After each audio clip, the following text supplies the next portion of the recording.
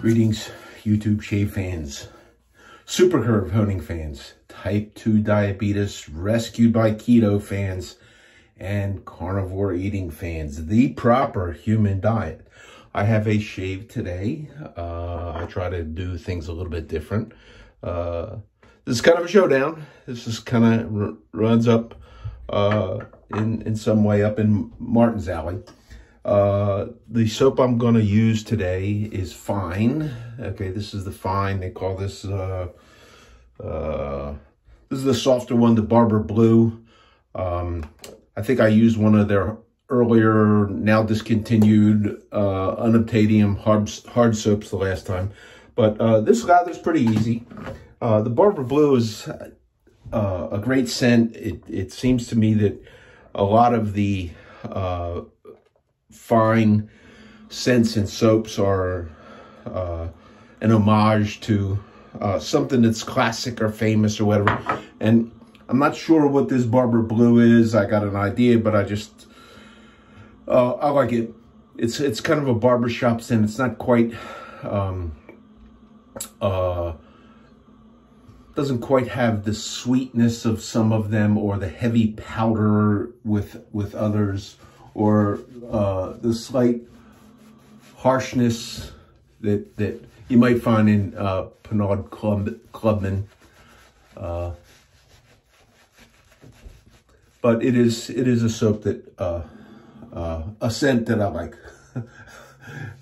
The soap, the softer version in the Fine, it's good soap. It's a good soap. I personally think it's a little bit less in slickness when compared to my favorite or my standard. You know, I think the Cajun Blade is my favorite now. Okay, but my standard point of reference, because I have more Sterling soaps than anything else, is Sterling soap, and it's Sterling is a solid performer. This, I think, foams up a little easier. Okay, maybe a little too easy, in that it's easy not to get enough water into this and have it just way too puffy. So we'll see how the shave goes. We'll see how it goes. Today is October 27th, 2024, 2 days after my birthday, in which I turned 67. I also went and voted early, and if you're here in the U.S., please make sure you vote. However you vote. Of course, I'm a Democrat, and I'll never tell who I voted for. But we Democrats, we're gonna cheat, we're gonna lie, and we're gonna steal, and we're gonna do anything we can to get control over you, for our machine, the Democratic machine. That's who we are.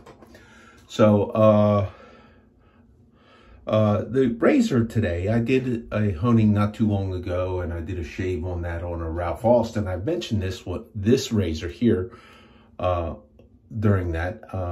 A friend of mine, a good friend of mine, bought this razor. This would be the first shave on it. He's never shaved on it. He bought it directly from Ralf Aust, and this has some of the defects that are caused by, my belief, caused in the forging stage of the razor, where some defects you could call them defects if you like. I call them character, okay? So, but in honing this, he was unhappy with it. He's a very, very good honer, a very meticulous fella who likes stuff really, really totally perfect. This is not perfect. There's, and I didn't really notice it until, because I'm honing on a convex stone, but my last step is actually on a pretty firm flat strop, and you could see where on this, I don't know if you could see it here, but when I went on the strop, okay, I could see like a little bit of light showing through under the blade, and I'm sure if you laid this down and you did the popular tap and wobble method, as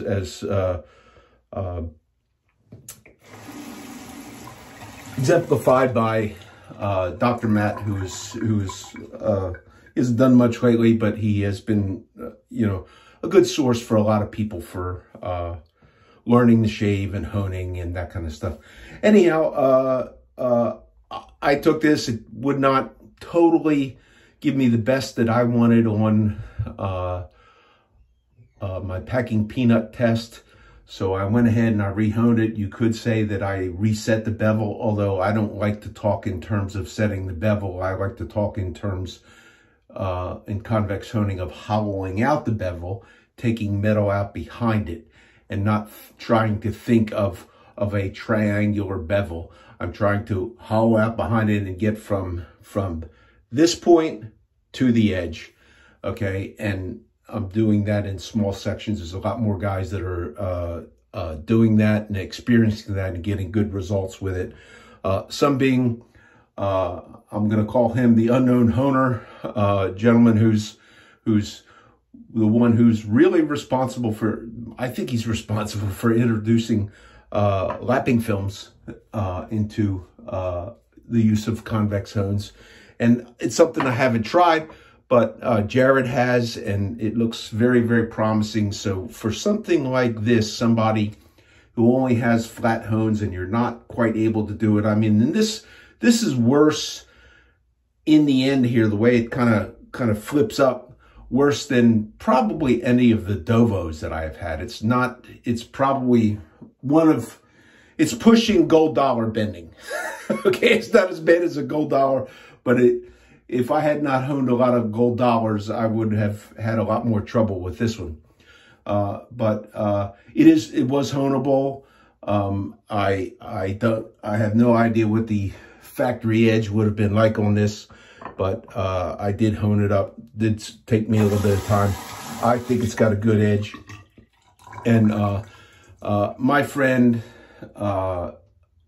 earlier in the week he contacted me. He was so put off by what he was getting out of this razor in terms of honing it.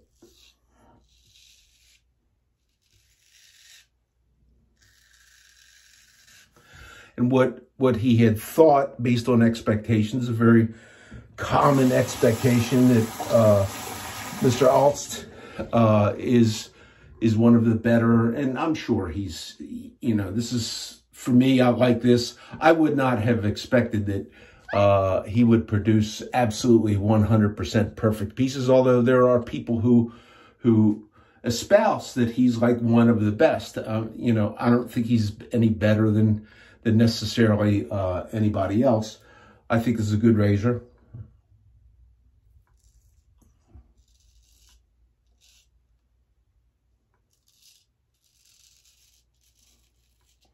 But if you spend the money for this and you decide this is not an entry level, this is a more upscale, and you are going for the horn scales, these are pretty horn scales. I do like the color of them.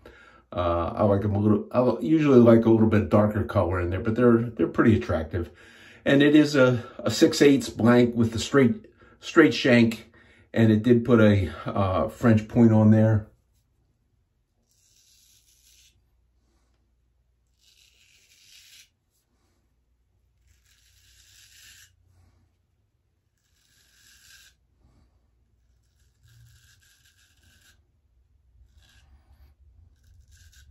This, compared to the other one I honed a couple weeks ago or wherever it was, this did not have the same hardness in the sound of honing, or the same feel. This did seem like it was a little easier to hone, but a little bit more difficult than the Dovos that I have had to hone. So right there, that's a very good first pass. If you were of the mindset to do one pass shaves, I think that would be excellent. I'm going to go ahead and I'm going to finish half the Mustang because I'm going to mustache, because I'm going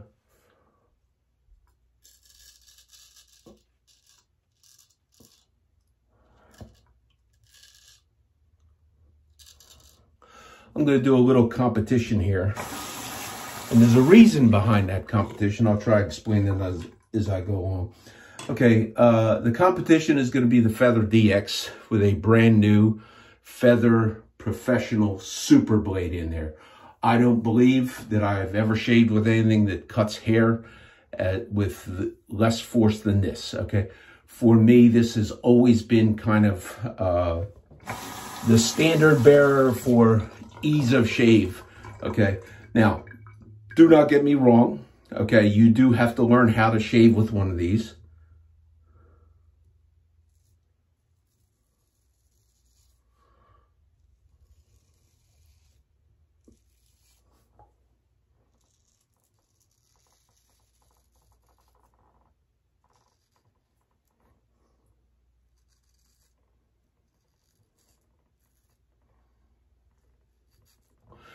And I am using less pressure.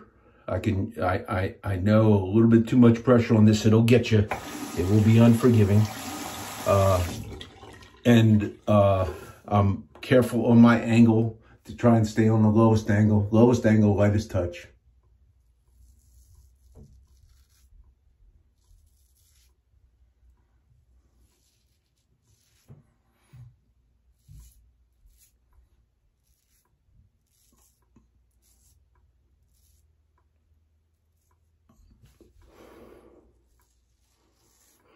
And I have a point on this that I want to make.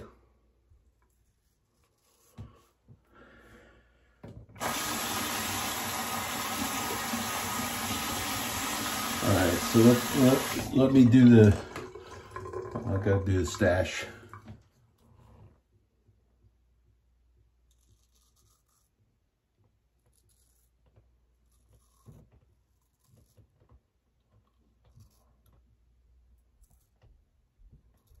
I do have a friend, he has not made a YouTube video in a long, long time, okay?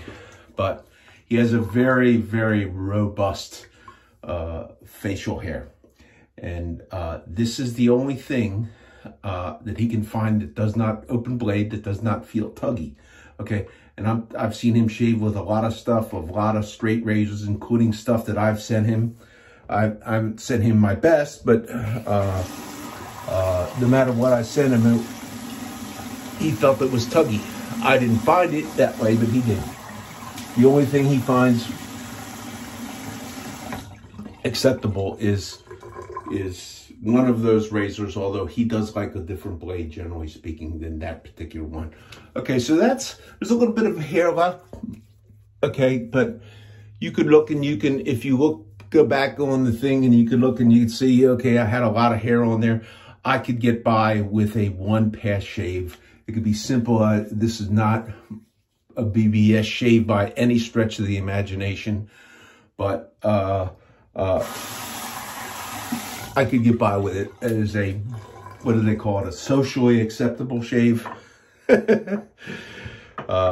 Anyhow, most of us who take shaving, wet shaving as we call it, as a hobby, we want to have a little bit better. We like the comfort. We like the extra closeness. We like the baby's bottom smooth, or whatever you want to call it.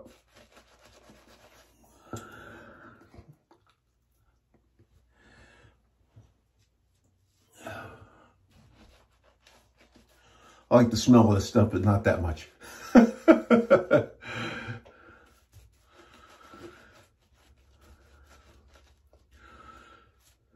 And that's why we do this, plus the fun of it.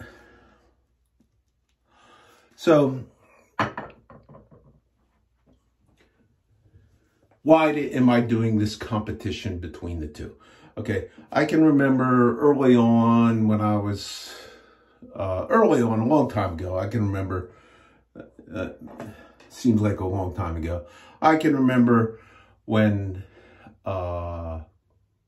there was discussions about honing, and there was one particular guy, Scottish guy, okay, it was in Scotland, and he honed razors for a living, and he hated the way that I honed, and he was pretty vocal about it, abusively so, okay, and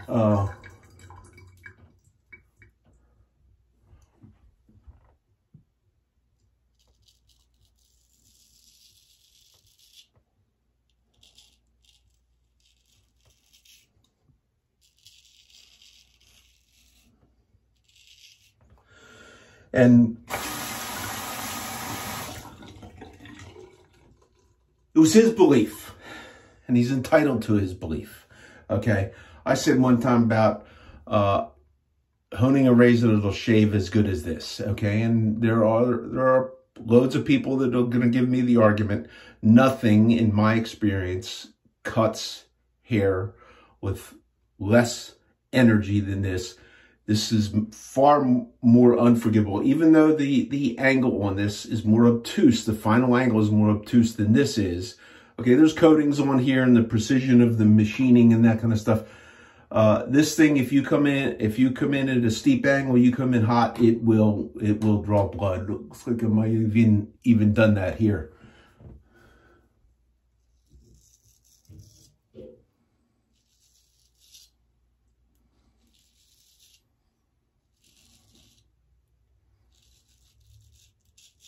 And why am I using that?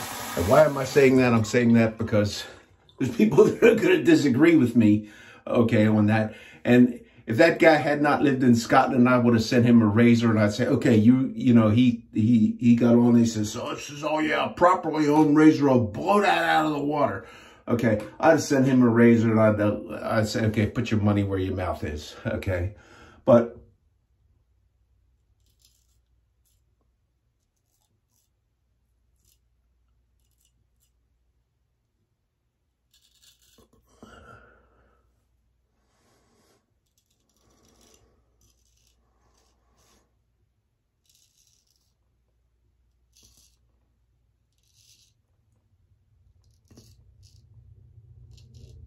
I kind of knew the answer, okay? Because I'd tested razors honed by a number of people.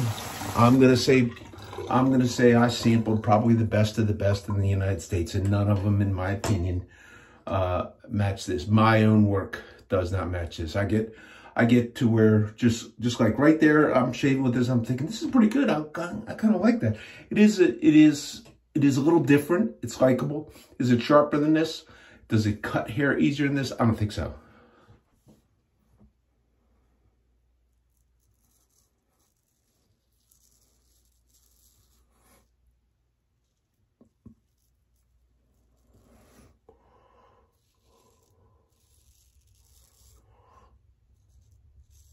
With the proper application of good practice shaving skill, you should be able to get as good of a shave here with the hand honed tool as you can with this. You should be able to.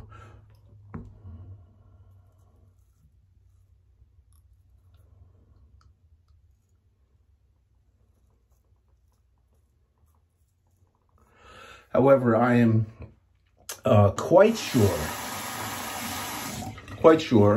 because it took me a long time to develop my skills in sharpening, as most of the people that listen to me, you sharpen your own razors.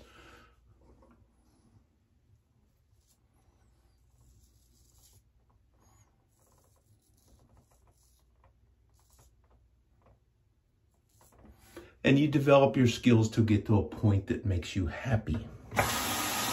For me, happiness was, I wanted to get really, really close to this so that it didn't matter whether I use this or not. Okay, and all that to say this one thing. So, and to go back to this Ralf Aust.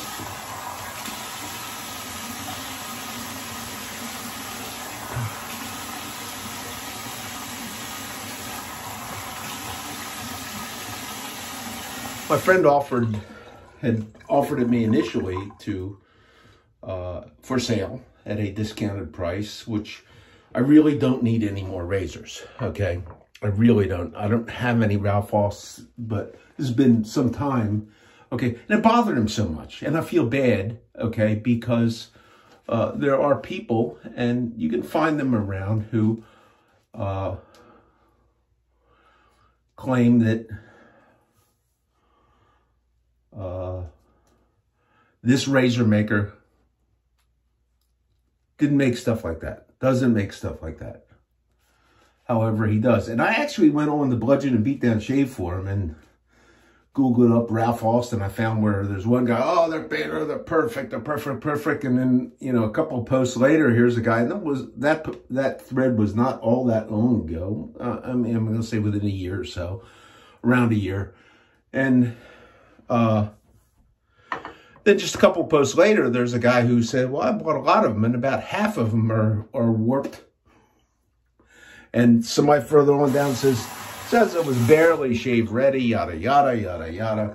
Okay, which tells me that there was a lot of hype that was created, and maybe this was Dovo hate, okay, okay, so here's a German guy that makes the best razors, and why can't Dovo do this? I don't necessarily think this is any better than any Dovo razor.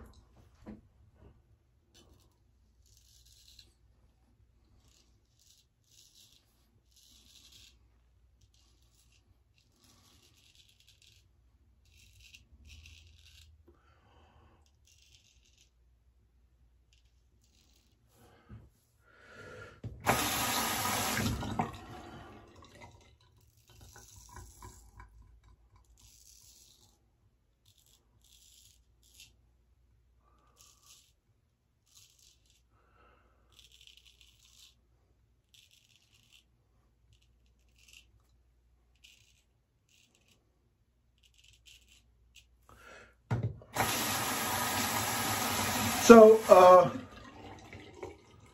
my friend contacted me again, and I guess when your expectations are so, and this is far from being a perfect razor. This is, you know, far from being the reputation that people had. I've never heard or seen where Ralf Aust had said that if you buy razors from me, I make them perfect. I've never seen that. I've never heard that from any razor maker saying that they do perfect. Even custom razor makers, I'm sure you can find would the question is whether they'll stand behind it. And my friend was upset that this guy would not stand behind it and acknowledge that that shave piece could have used a little help.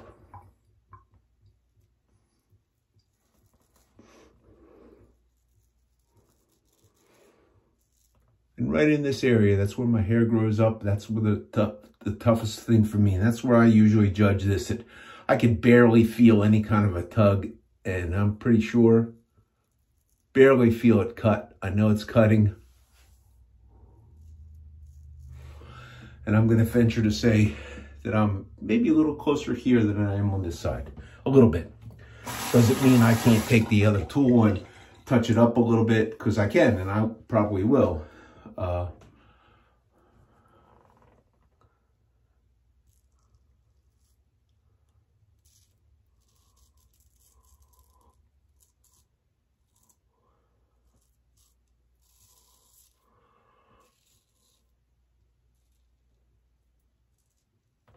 A shave piece like this, you won't get the same feel, you won't get the same sensation, but you can shave it. And I always say, if you're not into figuring out how to take whatever razor and invest the money that you need, okay, my friend has invested a lot of money in some really, really nice honing gear. He likes to hone flat.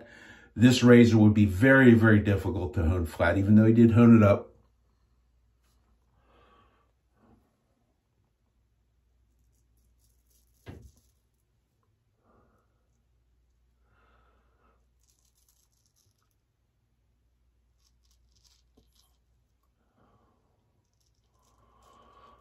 He was unable to hone it to his liking or mine. And I'm not trying to say I'm a better honer. I'm not trying to say anything. I'm just trying to say I use different tools, and I will accept something that is less than perfect, and I'll accept something that has a point out here that kind of kicks out a little bit. I'll accept that. I accept that as a trait of a handmade.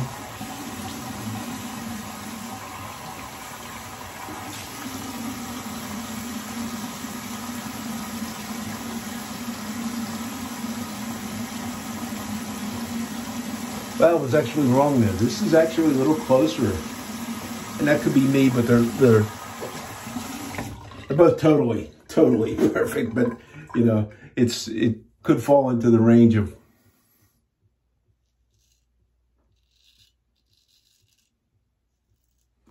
just where your cleanup is. So, and all of that long drawn out stuff to say, I forgot my album again.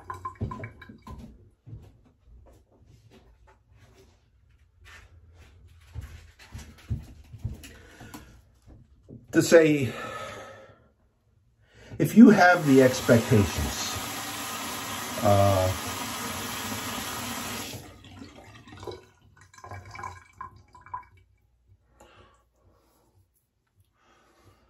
for perfection, and I'm not saying that you cannot find perfectly crafted razors, because you can.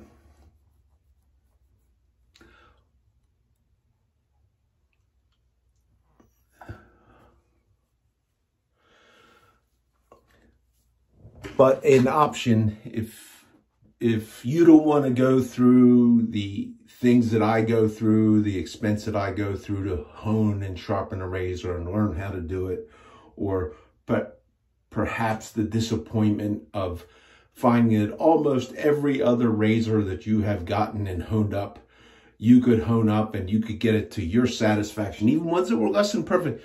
But then you get one that's just really, it's just not coming in, okay? You can avoid that, okay? And it was my birthday week, so I bought that for myself for my birthday, so happy birthday, Bill.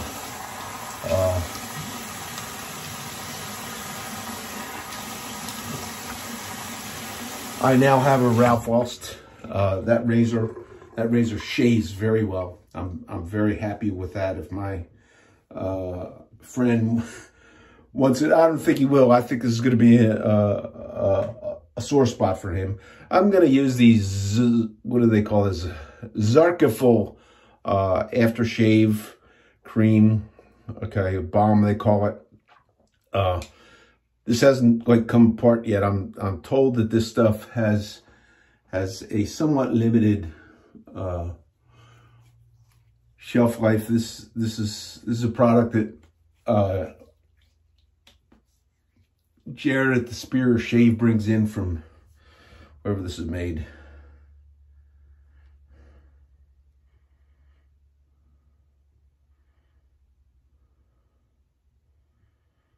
I'm not sure what. Sounds like a German name, but I'm not seeing like an address that I can easily identify where it is. But it sounds like a German name. And a lot of unique European stuff that he carries is unique, very unique European stuff. He brings this in a little bit of time because there is a shelf life to it, he says, and if you ship it in the heat, it will liquefy. But he likes that. I like it. It is a wonderful skin conditioner. It's not cheap. But the option, back to the razors, an option for you is if you're new and you're getting into it, okay, to go through this, to go through the stones, and then you spend the money on something like this, and this does not make you happy, okay? It hurts. It's painful, okay? Maybe it's to my benefit that I got such a nice shave piece for less than what the market value is. My phone's almost ready to fall off the mirror. Drop you in the sink again.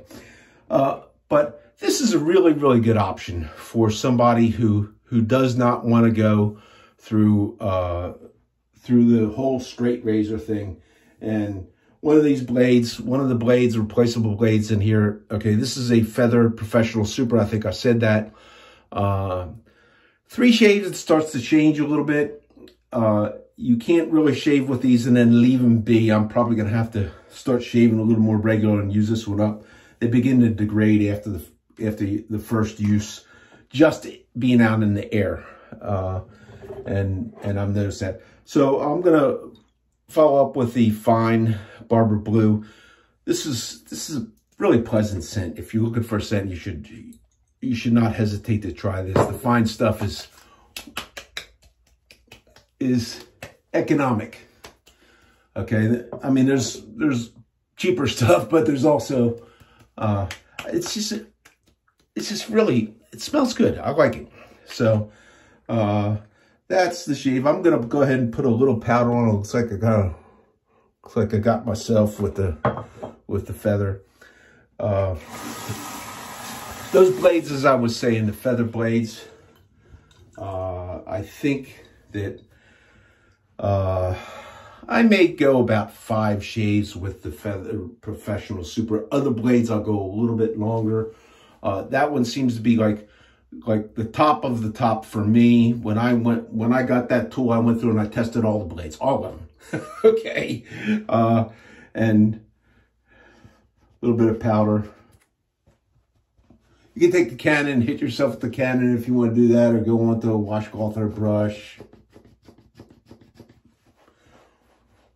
This was something, and I always credit him with this, what I remember is, because I remember as a kid and as a young man, before my wife became a licensed barber, and even when my wife became a licensed barber, the use of, after the nape was shaved, the nape of your neck on a haircut was shaved, you would take a long horsehair brush or real floppy brush, and you would put some talc on it and brush the area. It kept it dry, kept it from a little bit of a sting or a little bit of an itch. So, and Barber Dave being still working as a professional barber, he knows about that. It's part of his practice. You should look at it. Just remember that there's a difference in, I don't use cornstarch powders because I like to prevent chafing, and when it's summertime, prevent chafing, I would use, for years and years, I would use baby powder, which was always talc. Now it's kind of a taboo thing because somebody found that there was something in some talc that supposedly somebody got cancer or something like that, or had a potential for cancer. But I would put it like in to keep from chafing. And I found that when baby powder changed to cornstarch, it didn't quite present the same anti-chafing effect as what the genuine talc did. So that's a shave. Thanks for tuning in and listening once again. And I'm going to say this. Do not hesitate. I've been hard on Dovo because of their defects, and this is, if you envision that this should have straight lines on the point and the bevels, perfectly straight, perfectly parallel. If you are looking for that, okay, just like Dovo, this one, I don't have a boker that's bent. Okay, I have a couple bokers, or at least I've used a couple of them. I have one. Do I have two? I can't remember. Okay, I don't see a problem with those, but I do have a whacker that has a little bit of a bend and a weave in it, and some of those are easy to hone around. Okay, this one was not. This was not easy to hone around, and I say all of that because I am an advocate of the use of a crowned surface hone, convex hone, super curve hone as a solution to a razor that does not meet that perfect geometry. There's the other geometry things where you do the tap and wobble, and I've seen Dr. Matt do it where he tapes, and there's been other people that I know have done it where you tape, and I've done it to gold dollars, where you put a tape over the cutting edge and you actually begin to almost playing this down so that it doesn't do that tap and wobble. That is a way to do it. There's a lot of people that hate Dr. Matt for teaching that. Okay, but if you have a razor that you're unable to hone, you got to figure out how to do that. And I really don't care how you do it. I don't care if you do it the way that I'm doing it. I'm presenting it as a way to do that. Okay, there are other ways to do it. And you may have the skill, you may have developed the skill and learn how to, on a flat stone, with totally hand motion, be able to hone this to perfection. But I've seen way too many people, okay, that idolize the perfectly flattened stone as everything ought to follow the stone. I think the sharpening tool should follow the piece that you're trying to sharpen. And I'm hoping my friend does not take offense to this. I don't think he will, because we're friends. He knows how I do this. He knows why I do this. And I'm on his side that probably this was one of the worst German blades that I had seen. Okay, and I feel bad for him that it was at a premium cost, and it was not better than that. So I'm not gonna disrespect Mr. Aust, because I don't think he made any such guarantee.